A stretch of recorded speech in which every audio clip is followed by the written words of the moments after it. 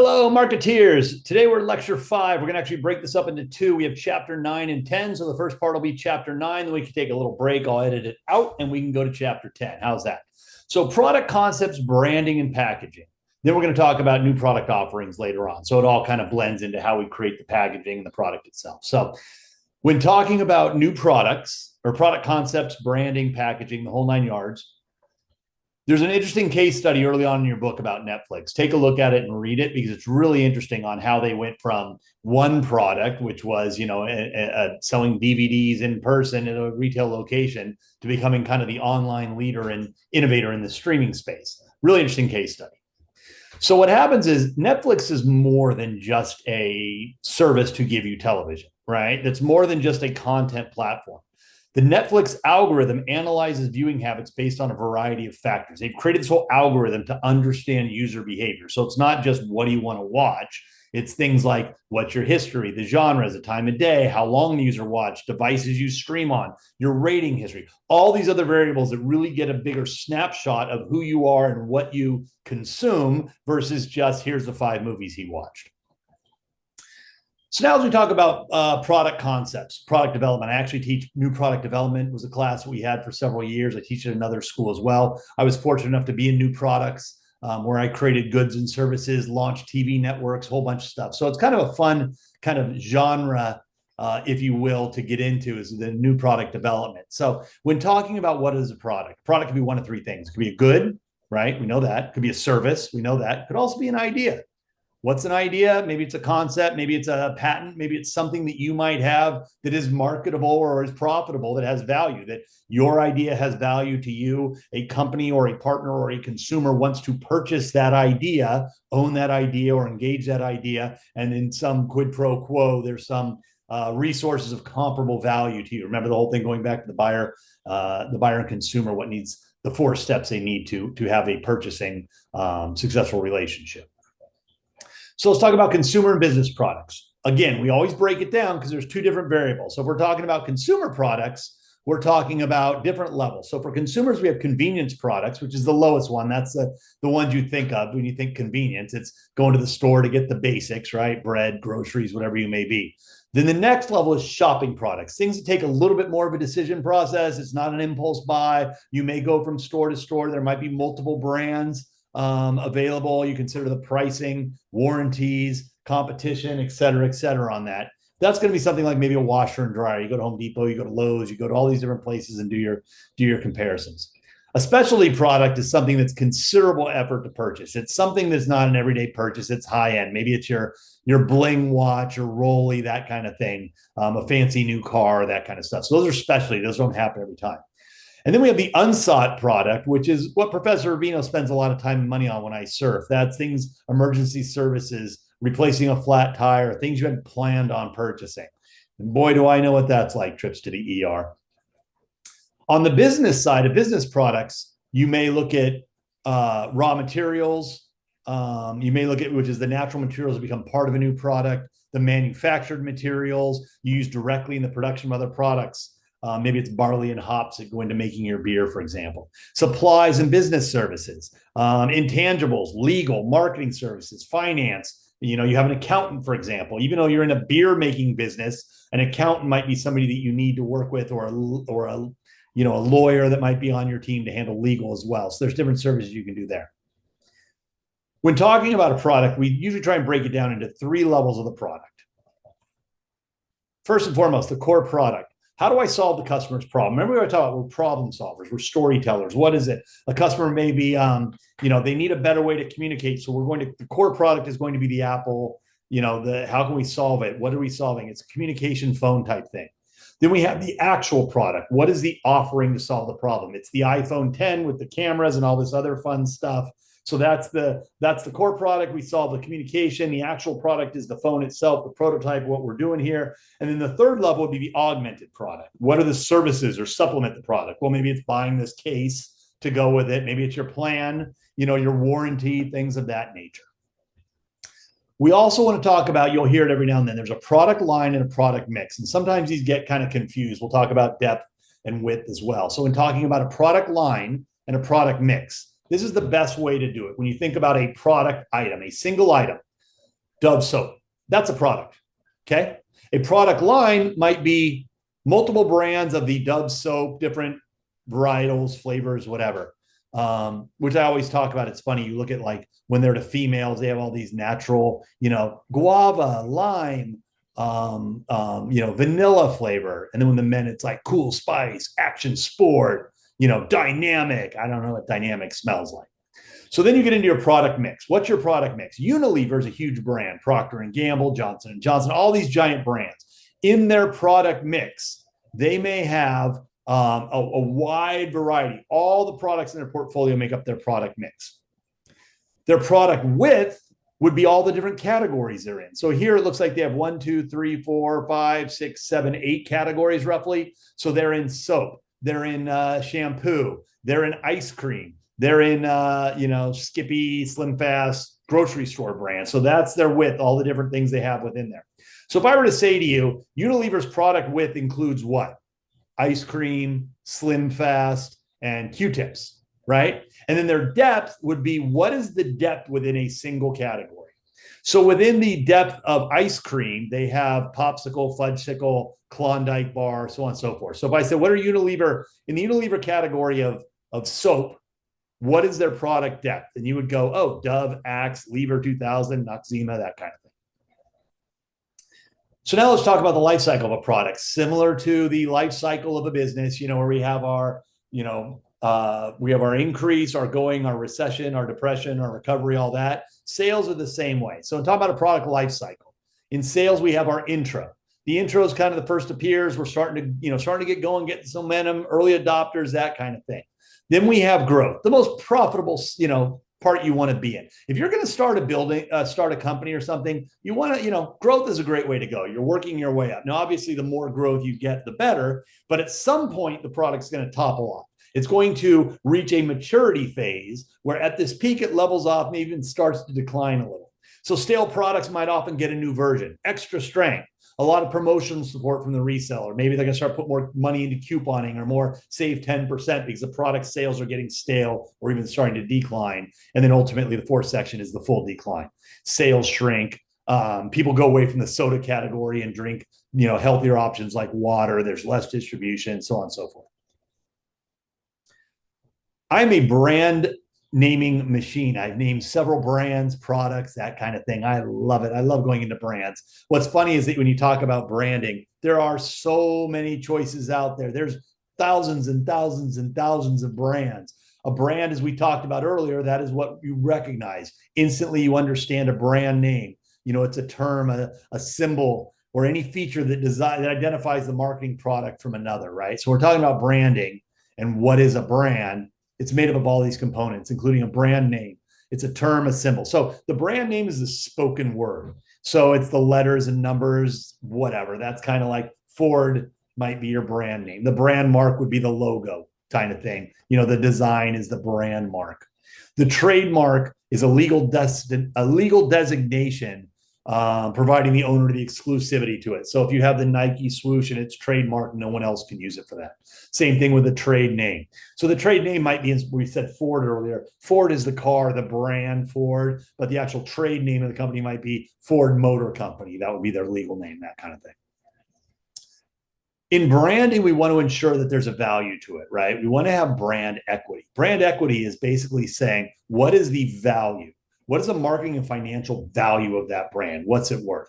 Does a brand help? Yeah. If you're going to go eat at, Acme slush burgers on the side of the road, or you're going to see In-N-Out, which you're probably more likely to feel confident doing, right? You know what you're getting at In-N-Out. It's a big brand, whatever. The fries are good. That animal style is there for you, that kind of thing. So the brand equity is the name awareness, right? So it's the brand equity. What's the name awareness? Do you see it? Do you recognize that name?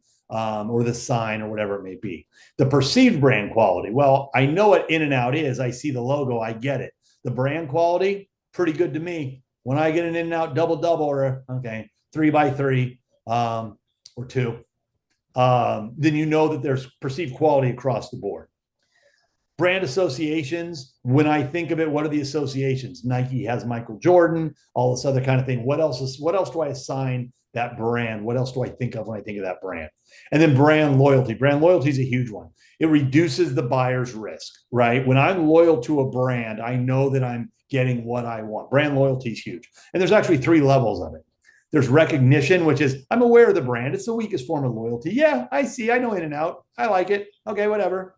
There's preference. Oh, when I'm on the road, I strongly, will go to In-N-Out over the McDonald's, Taco Bell, or heaven forbid there's a Del Taco and I want to ruin my insides.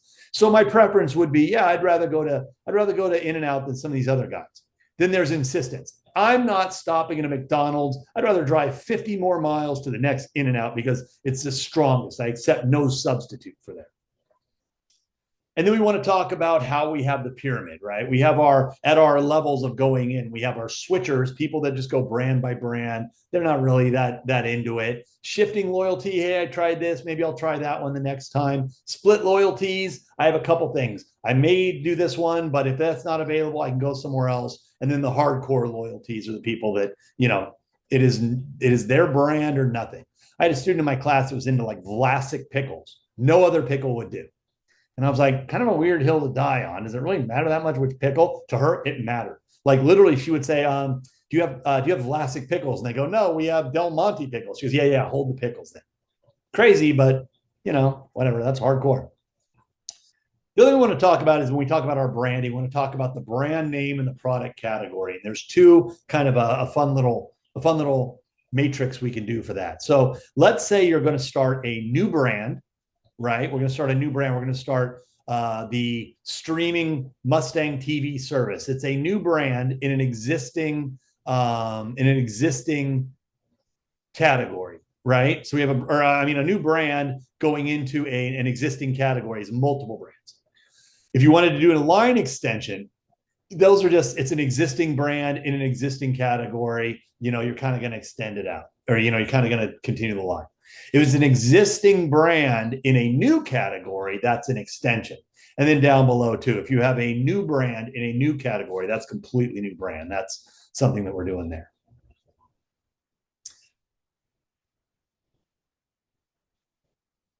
We'd already talked about this. Why is that back? Who knows? 3-level product. We already talked about all this. This is crazy. What the heck just happened?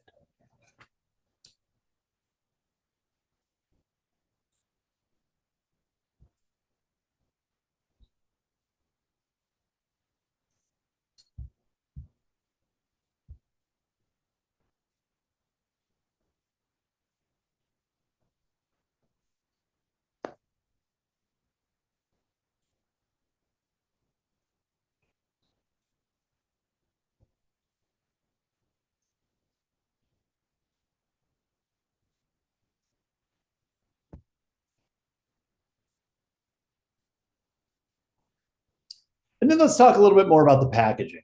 Packaging is multiple purposes, right? Is it structural? It holds the product. Is it useful? Is there a pour spout maybe on there? It's got to be informative. Does it have to be attractive? Yeah, we want to try and drive awareness to our product. Does it have to be legal? There's maybe FDA compliant, things like that. So you need to conform to the reseller specs as well. So you like, hey, this is our soda. We put it in, what are these 12-ounce cans, and this is X, Y, and Z type thing. They may say at Vons, we also want a 16-ounce soda. So you have to build one for that SKU, that line as well, kind of thing.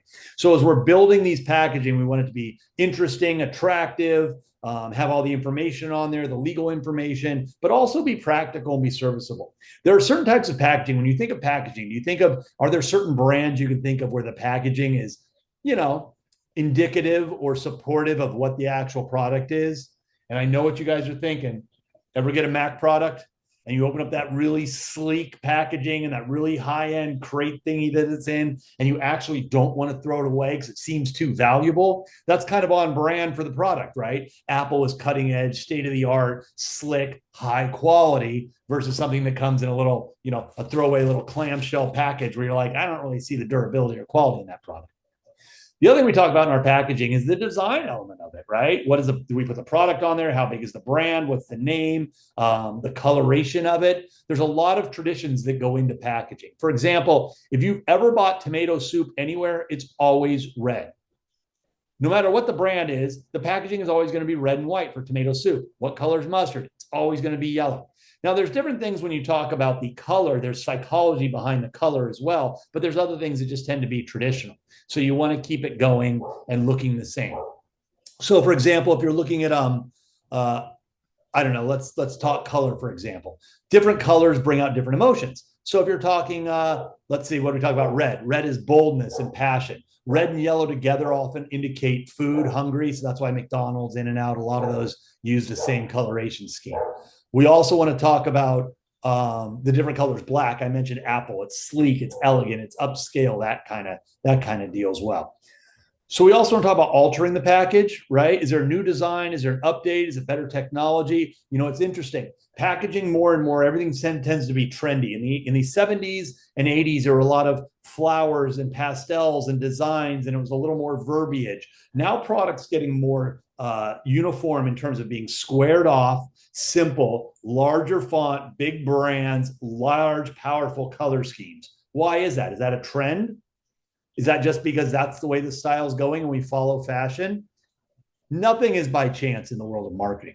What they've realized in the 70s and 80s, the female was most likely the purchasing agent at the retail store. So it would have a little bit more appeal to her with some frillies and some flowers and more about how it helps the family. Well, now in 2024, we are, in the mid 220s, we are male, female, both 50-50 out there purchasing things. And with men, we're not so adept at liking to, I don't know, read things. We want to be able to identify the brand. Randy, like, bring it home right there. I'm not spending all my time, right? How many of you guys go shopping and go, just get this, get that. I don't care. If it works, it works. So now it's like identify it, bold, simple, get it so this Neanderthal can get it off the shelf and bring it home to his family. Does packaging have secondary uses? Margarine tubs, those kind of things. My wife, we must have 50 of these little meat Tupperware things when you buy the meat in it and then you save the Tupperware a million times over. Category consistent packaging. That's where I talked about the traditional shapes like mustard, etc.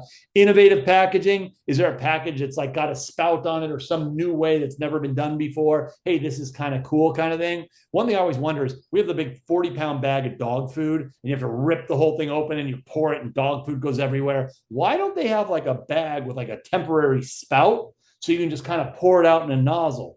There you go, marketers. There's a good idea for you. Multiple packaging.